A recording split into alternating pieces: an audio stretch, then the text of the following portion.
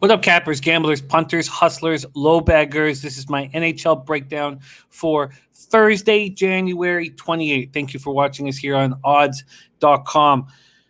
I'm coming off another bad day. 1 win, 4 losses, minus 3 units. And the season thus far has been a disaster. Very difficult. 10 wins, 23 losses.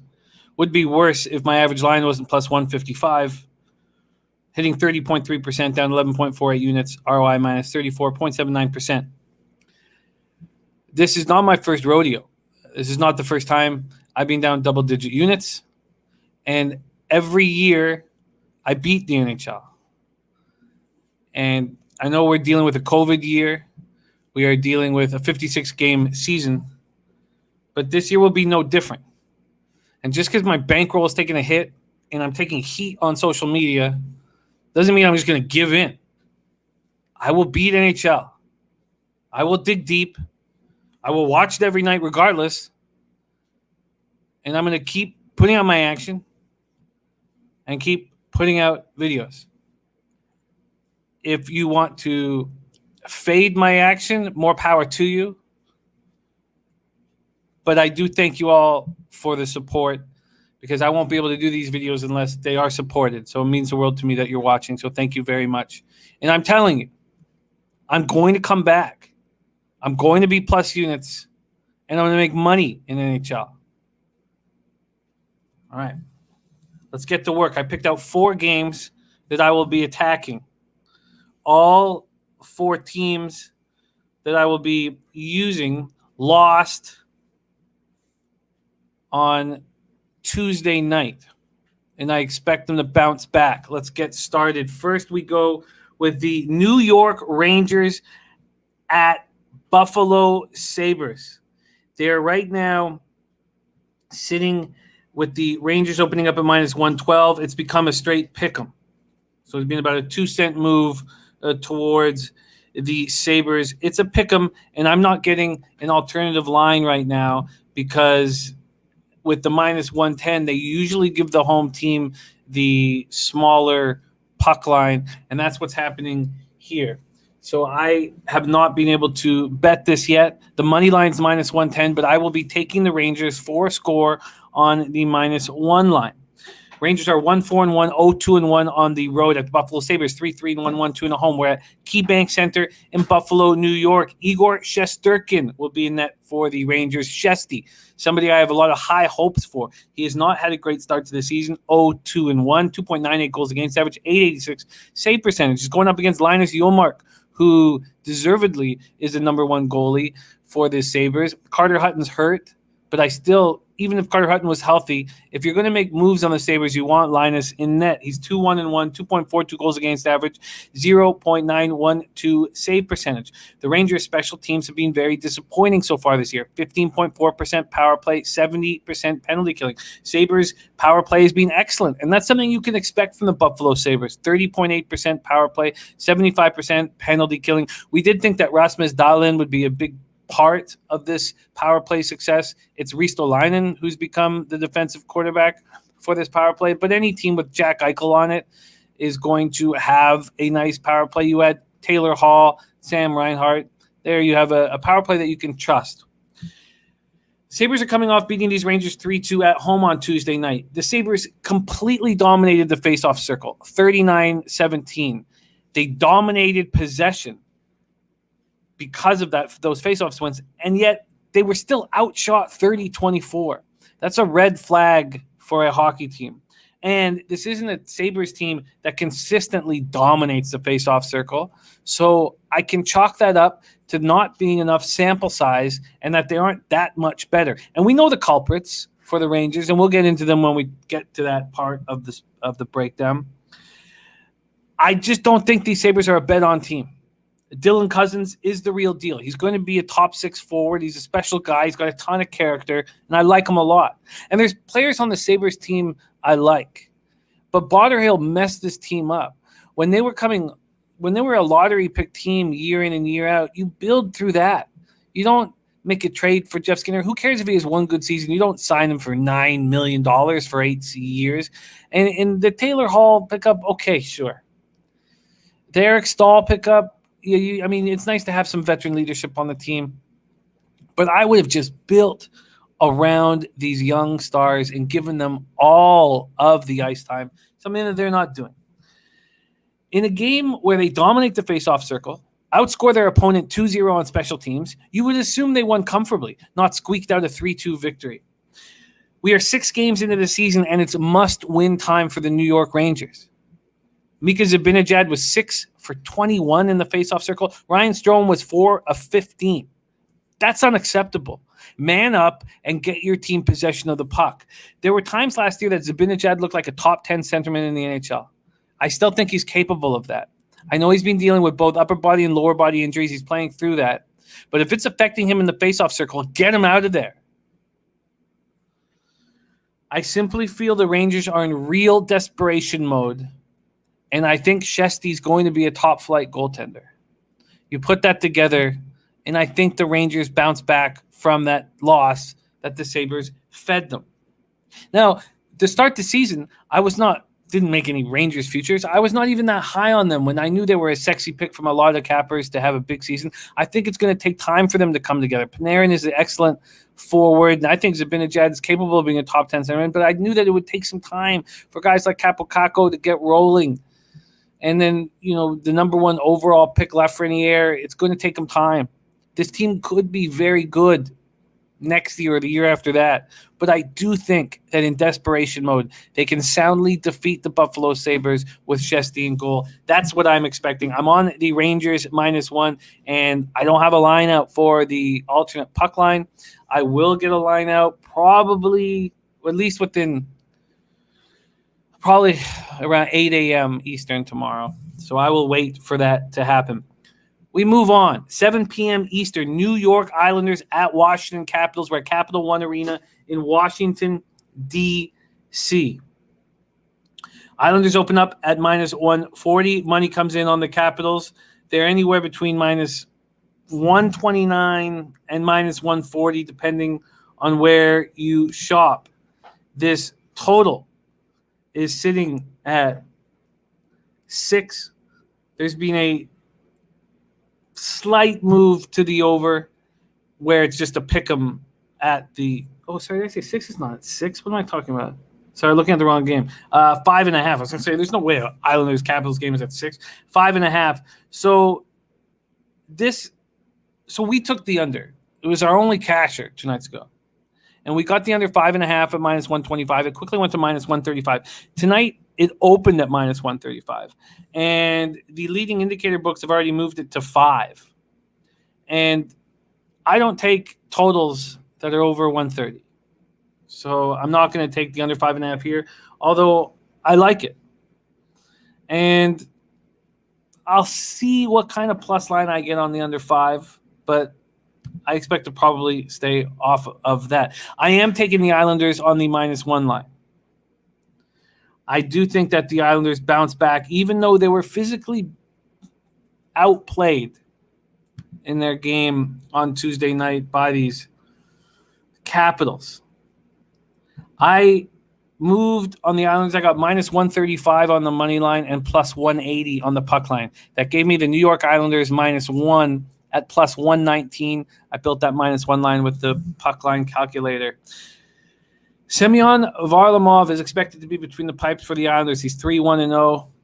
He has a great goals against average, just a 1 goals against average. He's got a .966 save percentage. He has 2 shutouts this year.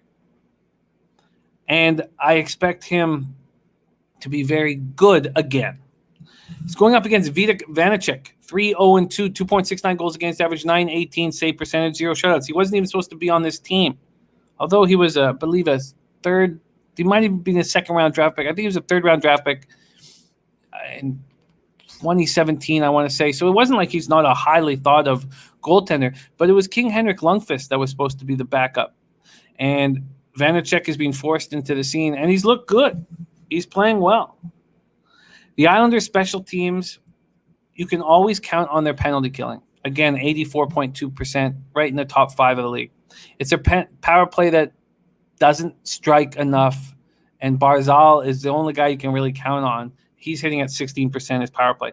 This Washington Capitals power play has been spectacular, and it's continued to be spectacular even without Ovi and Kuznetsov out there or Orlov. It's rolling. 35.7% power play rating. You can thank Backstrom and Oshie and Carlson for keeping that so strong. Their penalty killing, 76.9%. We'll start with the Islanders. They were completely out-hustled by an undermanned Capital squad, especially early in the game. I guess they came into this spot thinking without seeing Ovi and Kuznetsov on the other side that this was going to be an easy win. And we know this Islanders team thrives as an underdog. And maybe it was a little different mindset for them coming in as a big favorite. Well, they got slapped in the face.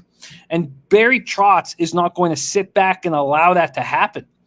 There will be consequences. This is a blue-collar coach who expects hard-nosed play. And if he doesn't get them, if he doesn't get that, then you sit on the pine. This team has the Capitals' number when Ovi, Orlov, Kuznetsov, and Wilson are in the lineup. They love being the underdog. They have to take advantage of these guys being out of the lineup. And I think the fact that they lost 3-2 is the perfect situation for this Islanders team to come out fast and furious. They have to play with more desperation, and I expect them to.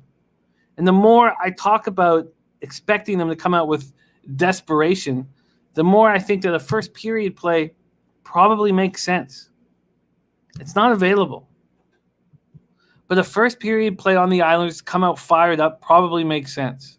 So I'm going to add that here to my notes.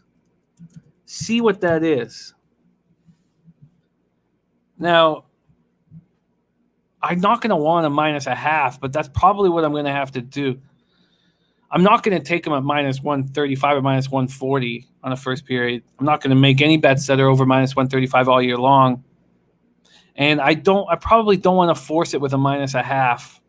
I'll have to be given a pretty juicy plus line to take them -0.5. I'll see when it comes out. But I am on them -1. Beauvillier's day-to-day. He's been missed from this lineup. He's an important piece, but I just expect them to play with more desperation. Vanecek has looked excellent. Backstrom and Carlson are playing very well. Oshie looks great. Oshie's being physical. He looks completely over the concussions that have followed him, and he's a great hockey player. If they can bag another win without these key players in their lineup, on their last game without them, then I'll take the loss.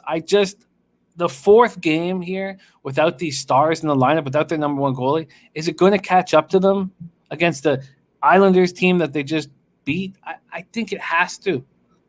I'm on the Islanders -1 at +119. We move on.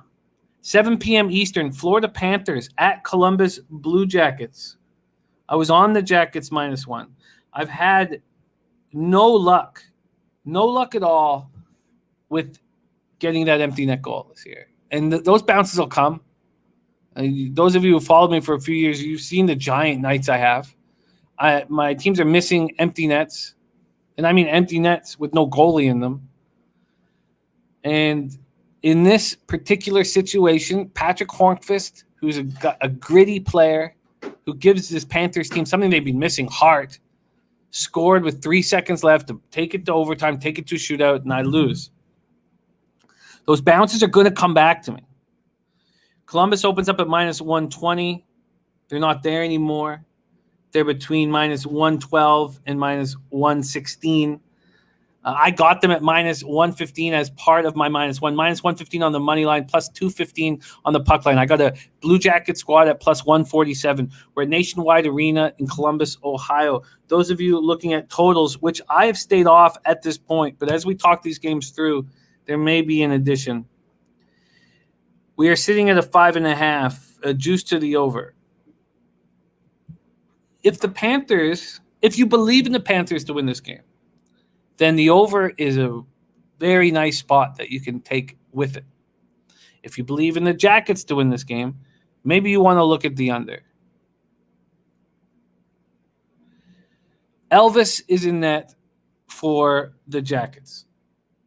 I expect him to be in goal. That has not been decided yet, but I expect him to go. Korpisalo played on Tuesday. I expect him to go back to Elvis. He's 1-1-1, 3.34 goals against average, .891 save percentage. He hasn't been very good. Bobrovsky's on the other side. He's hitting 2-0. and he's not looked good. 3.33 goals against average, 879 save percentage. That's a terrible contract that they have to deal with for years and years and years. The Panthers' power play is always very strong. You got Barkov and Huberdeau and Ekblad back there. 27.3% power play. It's not even Ekblad. I shouldn't even use him. He's not. Let's say Yandel back there. I mean, Yandel's the only reason why he still has a job is because what he can do on the power play. And then 72.7% penalty killing. The Jackets' power play has been terrible. And, Torts, who's such an asshole, is pointing fingers and being the dick that he is, driving players out of the very difficult coach to play for. But right now, Werenski and Seth Jones aren't stepping up. And they're supposed to be the number one defensive pairing in the NHL, and I still expect them to be. And as soon as they do, this team will start rolling. And as soon as they do, you won't see a 5.3% power play, especially with Atkinson. Atkinson finally got off the schneid, got his first goal of the season. Their penalty killing is always good, 87.5%. We'll start with the Panthers. As I said, Hornqvist goal with 3 seconds left. Then Horny went ahead and won the shootout. I just don't feel like this Panthers team is bet on. I always liked their top 6 forwards. And say what you want about Hoffman's character. And maybe you don't want him in the dressing room. That's valid. But he is a sniper. And he helps on the power play. And then Vincent Trocheck, who's now gone as well, is a very accountable defensive center who can score, who can play in the dirty areas. Now, he hasn't looked great on the Hurricanes. I don't know why that is, and I expect him to. But you take Trocheck and Hoffman off of this top 6 forward, it's a much weaker group. Their defensive Corsi rankings rate their number one defensive pair of Uyghur and Ekblad as the 20th rated in the league, and the second pairing of Gudas and Anton Strawman as the second worst number 2 unit in the NHL. These things will catch up to them. Maybe I shouldn't be back in the Columbus Blue Jackets until Patrick Laine returns. And that's a valid possibility. But I expect Werenski and Jones to step up. I expect Cam Atkinson to – now, that goal he scored was shorthanded. I would much prefer if he got off the schneid in a beautiful 2-on-1 with Max Domi so they could both get a little confidence. I simply see this as an underachieving team that's already in desperation mode, that needs to win. And that Jenner, Texier, Bjorkstrand line, their second line, I love. If they could get a first line that rolls, then they have a decent top. Now, I don't think you can play Laine, Atkinson. In fact, you can't play Laine, Atkinson, and Domi all together. You need some toughness, and that's why they have Foligno up with them. So I'm not entirely sure, but I'd say leave that second line the way it is. I really like it. I'm on the Jackets -1 at +147. And that under 5.5 does somewhat appeal to me. And it actually opened the under 5.5 at +110, and that's probably when to take it on a nice plus line. Again, the Blue Jackets correlate with the under, but I'm going to keep things pretty simple here. I'm not in a point where I can take risks really right now. I need to only bet the things I'm very confident in. I'm taking these Jackets -1 at +147. We move on to the last game of the night, 9 p.m. Eastern. St. Louis Blues at Vegas Golden Knights. Blues 4-2-1 on the season, 2-1-0 away. Knights 5-1-1, 4-0-1 at home. That loss on Tuesday in the shootout was their first loss at home this year. The Knights, well, the total opened up at 6, juice to the under. -123 or -125. I don't hate going over that at all, especially if you get a plus line. Again, I probably move on these plus lines if I was having a more successful season to start, but I'm going to keep things pretty tight right now. The Knights on the money line open up at -150. And that's pretty much where they are now. Move them. You can get a -145 or -147 if you shop around. I got -150, and I got the puck line at +155, which isn't actually where it started. It opened at my book at -150 and +150. After about an hour or so, the plus 155 jumped up, and I took it. So my -1 on the Vegas Knights is at plus 102. We're at T-Mobile Arena in Vegas, Nevada. Binnington, I expect to be in goal. 4-1-1, 2.74 goals against average, 913 save percentage. And Lehner, I expect to be in net for the Knights. 2-1-1, 2.94 goals against average, 885 save percentage. He hasn't been very good this year. And he has bipolar disorder, and he also has been off the sauce now for, I guess 2.5 years or 3 years.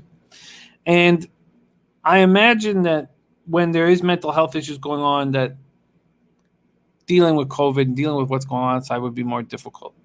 So it is something to keep an eye on with Robin Lehner, because he's a streaky goalie, and when he's locked in, he's locked in. And when he slips up, he's vulnerable.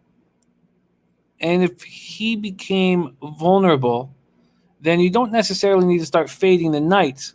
You just start betting overs, because you know this Knights team can put the puck in the net, regardless of Chandler Stevenson playing 20 minutes a game for them. Guy who scored like 23 goals in 236 games, I believe that. I don't have it in front of me, but something like that. I know he scored 23 goals in his career, and he's playing 20 minutes a game. He's even playing power play time, which I find strange. I mean, they traded him they got him in like what? 2017 for a 5th-round draft pick from the Capitals. The Blues power play is still struggling, 8.7%. Their penalty killing struggling, 69.4%. They don't have Pietrangelo. The Knights power play has been struggling, 11.5%. That's not going to continue. And their penalty killing is always good at 84%. We'll start with the Blues. They're coming off 5-4 shootout victory over these Knights on Tuesday night. They did that despite being outshot 46-25. I simply do not see them pulling off that again. Getting outshot almost 2-1 and getting a W. Kyrou is playing excellent. He's created a situation where 2017 first-round draft pick Robert Thomas, the disappointment that Thomas has delivered and continues to deliver is not that it doesn't hurt them that much, because Kyrou stepped up in an enormous way. They're having trouble keeping the puck out of their cage, and you don't blame that on Binnington. Blame that on their defense and trying to move forward without Pietrangelo, because they used to have Parayko and Pietrangelo, and that was nice. To have those two guys on the ice at all times was a luxury. Now they wanted to move in a different direction with Torrey Krug, and we'll see how that plays out. The Knights suffered their first home loss of the season under strange circumstances. An unnamed coach on the Golden Knights tested positive for COVID, and they had to quarantine all the coaches. So Kelly McCrimmon, their general manager, came down and coached them. They brought in the coaches from the AHL, but obviously things were a little out of sync. They were down 3-1 after the first. They were down 4-2 going into the third.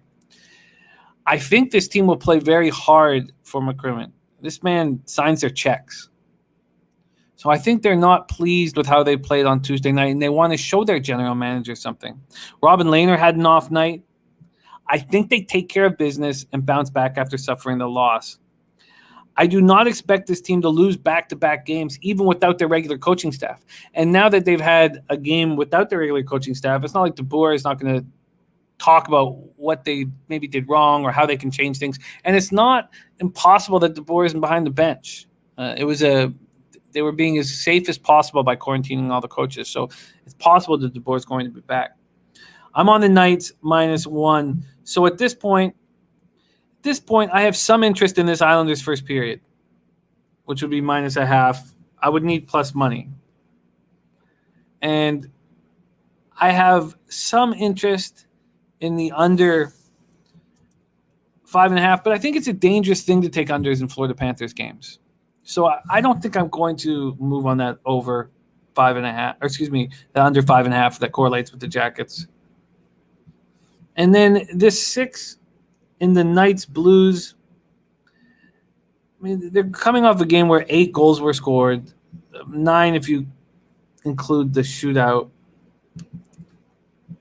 But if they're hanging a plus line at the over 6 in this spot, and I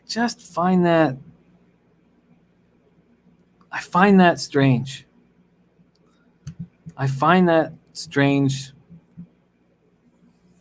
And I think it's worth betting. The question is, are the Knights going to completely shut down the Blues? I think the Blues have too much offense for that. I think that over 6 at plus 105 that's available at Bet 365 is worth it. It's worth getting a plus line on this, and I will take it. So there is the one addition. And then that under 5.5, I'm not getting a plus line on the under 5.5 there. The under 5.5 in the Jackets game, it's plus 100. Under 5.5 at plus 100. I just simply really expect this Panthers team to be, you know what, I am going to take it. It correlates with my bet on the Jackets, and I am going to move on that under 5.5 at plus 100. All right. There you go. 2 late additions for me. So I have 6 bets on this card. I haven't been able to bet the Rangers -1 yet. And that's where we stand. Thank you guys so much for watching. I'm going to turn this around. I know I'm going to turn this around. Fucking better turn this shit around. Let's get that cash. Good luck to everybody. Let's get paid in full tomorrow.